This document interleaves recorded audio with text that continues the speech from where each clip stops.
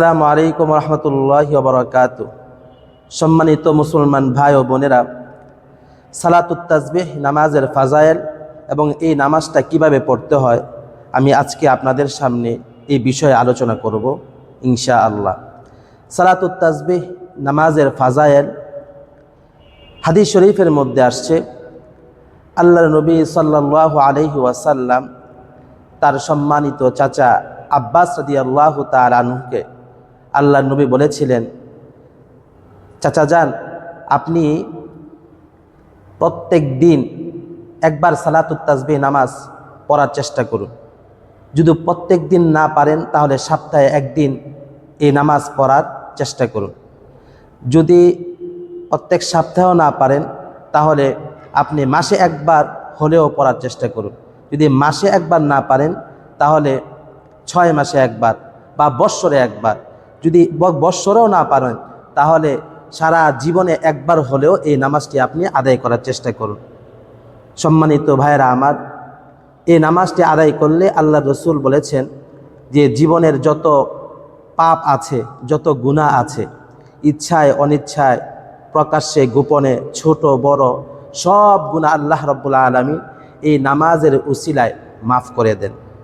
সুবহানাল্লাহ। তো এই নামাজটাকে সালাতুত তাসবিহ বলা হয় কেন? এই 4 রাকাত নামাজের মধ্যে 300 বার সুবহানাল্লাহি ওয়ালহামদুলিল্লাহি ওয়ালা ইলাহা ইল্লাল্লাহু ওয়াল্লাহু আকবার, এই তাসবিহটা 300 বার এই 4 রাকাত নামাজের মধ্যে পড়তে হয়। যেহেতু এই 4 রাকাত নামাজে 300 বার এই তাসবিহটা পড়তে হয়, এই জন্য এই নামাজটাকে সালাতুত তাসবিহ বলা হয়। প্রত্যেক রাকাতে 75 বার করে পড়তে হয়। প্রত্যেক রাকাতে, প্রথম রাকাতে 75 বার, দ্বিতীয় রাকাতে 75 বার, তৃতীয় রাকাতে 75 বার, চতুর্থ রাকাতে 75 বার, এই হলো 300 বার। ভাইয়েরা আমার, আমি আপনাদেরকে এখন বলবো কিভাবে এই নামাজটা আদায় করতে হয়। যেহেতু আমরা এই নামাজটা খুব কম আদায় করে থাকি, যার কারণে আমরা অনেক সময় ভুল করি। যেহেতু এই নামাজটা আমরা খুব কম আদায় করি, বিভিন্ন দিবস উপলক্ষে পড়ি, যেমন শবে কদরে বা শবে বরাতে বা ঈদের রাত্রিতে, এই নামাজটা যেহেতু আদায় করি, খুব কম আদায় করি, যার কারণে অনেক সময় আমরা ভুল করে থাকি। আমি আপনাদেরকে এখন সহজে শিখিয়ে দিব কিভাবে এই নামাজটা নির্ভুলভাবে আদায় করা যায়। তো আমি মনে করেন আমি প্রথমেই নামাজে দাঁড়াইলাম, প্রথমে আমরা নিয়ত করব, এইভাবে নিয়ত করব যে আমি 4 রাকাত সালাতুত তাসবিহ নামাজ আল্লাহর সন্তুষ্টির জন্য আদায় করতেছি। তারপরে আমরা তাকবীর বলবো, আল্লাহু আকবার বলবো, বলার পরে আমরা সানা পড়ব। সানা পড়ার পরে সূরা ফাতিহা, তারপরে যে কোনো একটা সূরা আমরা পড়ব ফাতিহার পরে। তো দেখেন, প্রথম রাকাতে আমরা সানা, তারপরে সূরা ফাতিহা, তারপর যে কোনো একটা সূরা, যে কোনো সূরা আপনি পারেন সেটাই পড়বেন, কোনো সমস্যা নেই। তো এখন আমরা সাধারণত সূরা মিলানোর পরে আমরা কিন্তু রুকুতে চলে যাই, কিন্তু এখন আমরা রুকুতে যাব না। রুকুতে যাওয়ার আগে আমরা 15 বার এই তাসবিহটা পড়ব, সুবহানাল্লাহি ওয়ালহামদুলিল্লাহি ওয়ালা ইলাহা ইল্লাল্লাহু ওয়াল্লাহু আকবার। কতবার? রুকুতে যাওয়ার আগে 15 বার পড়লাম। 15 বার পড়ার পরে আমরা রুকুতে যাব আল্লাহু আকবার বলে। তারপরে সুবহানা রাব্বিয়াল আযীম, এটা 3 বার বা 5 বার পড়ব রুকুত তাসবিহটা। পড়ার পরে আমরা এই তাসবিহটা সুবহানাল্লাহি ওয়ালহামদুলিল্লাহি ওয়ালা ইলাহা ইল্লাল্লাহু ওয়াল্লাহু আকবার, এই তাসবিহটা 10 বার পড়ব রুকুর মধ্যে। এই তাসবিহটা 10 বার পড়ার পরে আমরা রুকু থেকে সামি আল্লাহু লিমান হামিদা রব্বানা লাকাল হামদ, এটা পড়ব। দেখেন, রুকুর মধ্যে আমি 10 বার পড়লাম। এখন এই যে রুকু থেকে দাঁড়ায়া আমি আবার 10 বার পড়ব, সুবহানাল্লাহি ওয়ালহামদুলিল্লাহি ওয়ালা ইলাহা ইল্লাল্লাহু ওয়াল্লাহু আকবার, এই তাসবিহটা 10 বার পড়ব। 10 বার পড়ার পরে আবার আল্লাহু আকবার বলে আমরা সেজদায় যাব। সেজদায় যাওয়ার পরে প্রথমে সেজদার যে তাসবিহ সুবহানা রাব্বিয়াল আ'লা, এটা আমরা 3 বার বা 5 বার পড়ব। পড়ার পরে আমরা সুবহানাল্লাহি ওয়ালহামদুলিল্লাহি ওয়ালা ইলাহা ইল্লাল্লাহু ওয়াল্লাহু আকবার, এই তাসবিহটা 10 বার পড়ব। 10 বার পড়ার পরে আল্লাহু আকবার বলে প্রথম সেজদা থেকে আমরা উঠব। এই যে আল্লাহু আকবার বলে উঠলাম, ওঠার পরে এই যে বৈঠকে সুবহানাল্লাহি ওয়ালহামদুলিল্লাহি ওয়ালা ইলাহা ইল্লাল্লাহু ওয়াল্লাহু আকবার, এটা আবার 10 বার পড়ব। 10 বার পড়ার পরে দ্বিতীয় সেজদা কিন্তু এখন আমরা করি নাই। এখন দ্বিতীয় সেজদার জন্য আল্লাহু আকবার বলে আবার সেজদায় যাব। দ্বিতীয় সেজদা করলাম। দ্বিতীয় সেজদার মধ্যে প্রথমে আমরা সেজদা যে তাসবিহ পড়ব, সুবহানাল্লাহ, সুবহান রাব্বিয়াল আলা, সুবহান রাব্বিয়াল আলা, এটা 3 বার বা 5 বার বা 7 বার পড়ব। পড়ার পরে আমরা ওই যে তাসবিহটা সুবহানাল্লাহি ওয়ালহামদুলিল্লাহি ওয়ালা ইলাহা ইল্লাল্লাহু আল্লাহু আকবার, এই তাসবিহটা 10 বার পড়ব। 10 বার পড়ার পরে আমরা আল্লাহু আকবার বলে আবার দ্বিতীয় সাজদা থেকে উঠব। এখন কিন্তু আমার প্রথম রাকাত চলতেছে। প্রথম রাকাতে কিন্তু আমরা কি করি, অন্যান্য নামাজের মধ্যে সাজদা করার পর আমরা দাঁড়ায়া যাই, কিন্তু এখন দাঁড়াবো না। আমরা এই যে দ্বিতীয় সাজদা করার পর আল্লাহু আকবার বলার পরে আমি বসবো। বসার পরে এই তাসবিহটা সুবহানাল্লাহি ওয়ালহামদুলিল্লাহি ওয়ালা ইলাহা ইল্লাল্লাহু আল্লাহু আকবার, এটা 10 বার পড়ব। 10 বার পড়ার পরে এখন আমি দাঁড়িয়ে যাব দ্বিতীয় রাকাতের জন্য। দ্বিতীয় রাকাতে দাঁড়ানোর জন্য কিন্তু আমরা আল্লাহু আকবার বলবো না, এমনি দাঁড়িয়ে যাব। কারণ দ্বিতীয় সাজদা থেকে ওঠার সময় কিন্তু আল্লাহু আকবার বলছি, তো এখন দাঁড়ানোর জন্য আবার আল্লাহু আকবার বলতে হবে না। তো দেখেন, রুকুর আগে আমি 15 বার পড়লাম, রুকুতে গিয়ে 10 বার পড়লাম, এই হলো আপনার 25 বার। তারপর রুকু থেকে দাঁড়ায় পড়লাম 10 বার, এ হলো 35 বার। তারপরে প্রথম সেজদাতে গিয়ে পড়লাম 10 বার, হলো 45 বার।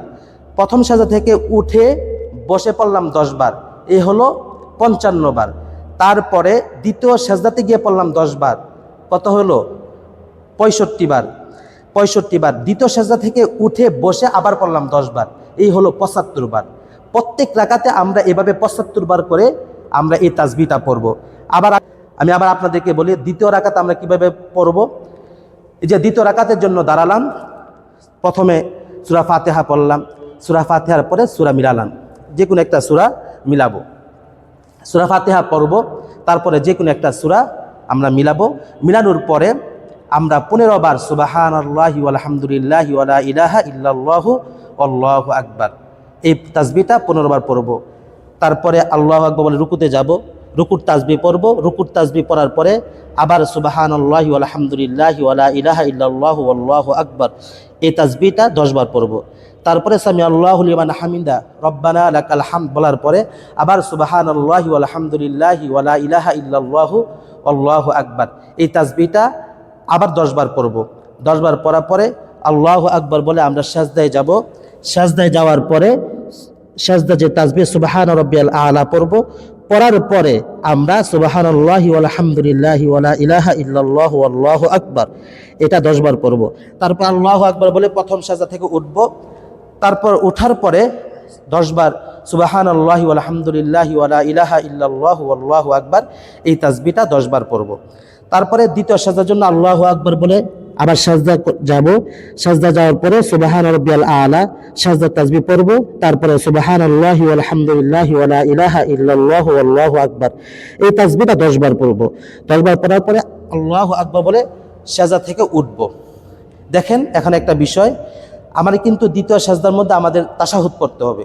তো তাশাহুদ পড়ার আগে আবার 10 বার কি করব, সুবহানাল্লাহি ওয়ালহামদুলিল্লাহি ওয়ালা ইলাহা ইল্লাল্লাহু আল্লাহু আকবার, এই 10 বার পড়ার পরে তাশাহুদ পড়ব। তাশাহুদ পড়ার পরে তৃতীয় রাকাতের জন্য আমরা দাঁড়িয়ে যাব, আল্লাহু আকবার বলে দাঁড়িয়ে যাব। এখন ঠিক আগের মতনই, হ্যাঁ, সূরা ফাতিহা পড়ব, তারপর সূরা মিলাবো, তারপরে 15 বার তাসবিহটা পড়ব রুকুর আগে। তারপরে রুকুতে যাওয়ার পরে 10 বার পড়ব। রুকু থেকে দাঁড়িয়ে 10 বার পড়ব। তারপরে প্রথম সেজদাতে গিয়ে 10 বার, সেজদা থেকে উঠে 10 বার, আবার দ্বিতীয় সেজদার মধ্যে 10 বার, দ্বিতীয় সেজদা থেকে উঠার পরে আরও 10 বার। তারপরে আবার দাঁড়িয়ে যাব চতুর্থ রাকাতের জন্য। চতুর্থ রাকাত ঠিক একইভাবে রুকুর আগে 15 বার তাসবিহটা পড়ব, আবার রুকুতে যাওয়ার পরে 10 বার পড়ব। রুকু থেকে দাঁড়িয়ে 10 বার পড়ব। তারপরে প্রথম সেজদাতে গিয়ে 10 বার পড়ব। তারপরে প্রথম সেজদা থেকে ওঠার পরে 10 বার। তারপরে দ্বিতীয় সেজদাতে 10 বার, দ্বিতীয় সেজদা থেকে ওঠার পরে 10 বার। এই যে 10 বার এখন পরে চতুর্থ রাকাতের চলতেছে। 10 বার পরে আত্তাহিয়াতু পড়ব, দুরূদ শরীফ পড়ব, দোয়া মাসুরা পড়ব, তারপরে আসসালামু আলাইকুম রহমতুল্লাহ, আসসালামু আলাইকুম রহমতুল্লাহ, এভাবে আমরা নামাজটা কি করব, আদায় করব ইনশাআল্লাহ। তো দেখেন একটা বিষয়, 15 বার তাসবিহ পড়া বা 10 বার তাসবিহ পড়া, এটা আমরা কিভাবে পড়ব? অনেক সময় কিন্তু আমরা ভুলে যেতে পারি। তাহলে আমরা কিন্তু যখন তাসবিহগুলো পড়ব তখন কিন্তু আমরা মনে করেন এভাবে সুবহানাল্লাহি ওয়া আলহামদুলিল্লাহি ওয়া লা ইলাহা ইল্লাল্লাহু আল্লাহু আকবার এভাবে আঙ্গুল ধরে ধরে নামাজের মধ্যে তাসবিহ গণনা করা এটা উচিত না। তাহলে কিভাবে গণনা করতে পারি আমরা? মনে করেন রুকুর আগে যেহেতু হাত এইভাবে থাকবে, তো এই হাতের আঙ্গুল দিয়েও আমরা কি করতে পারি? এই হাতের মধ্যে চাপ দিতে পারি। একবার পড়লে একটা চাপ দিলাম, দ্বিতীয়বার পড়লে 2 বার চাপ দিলাম, তৃতীয়বার যখন পড়বো এটা চাপ দিলাম, এভাবে আমরা হিসাব করতে পারি। কিন্তু এভাবে অথবা যখন হাত এভাবে থাকবে তখন আমরা কি শরীরের মধ্যে এভাবে আঙ্গুল দিয়ে কী করতে পারি?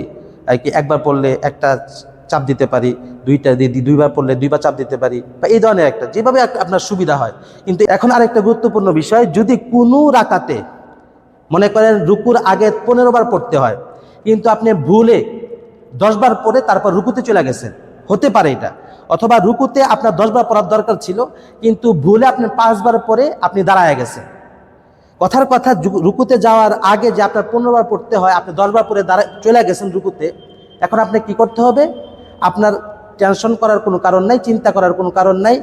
রুকুতে যাওয়ার আগে যে 15 বার পড়ার দরকার ছিল আপনি 10 বার পড়ছেন, এখন রুকুতে যাওয়ার পরে আপনি রুকুর মধ্যে 10 বার তাসবিহ পড়বেন, ওই 10 বারের সাথে আরও 5 বার মিলায় ফেলবেন।